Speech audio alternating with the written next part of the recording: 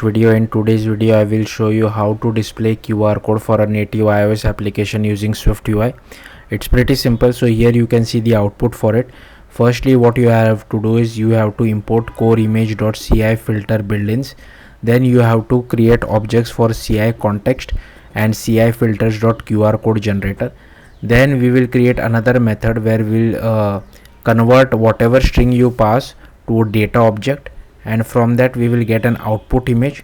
Once we get the output image, we will convert it to a CG image, and we can pass the output image dot extend in from, and from that CG image you can convert it to a UI image. In case our conversion doesn't work, then we just display this system image. If that also fails, then we will just display a UI image. So here you can see that inside I have just taken a SwiftUI image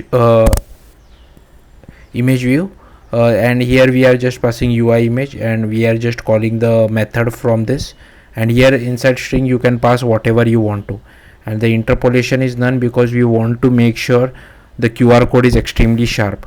And here I have applied resizable, scale to fit, and I have applied some padding as well, and the frame and max height is infinity. So yeah, that's it. Thank you for watching. Bye.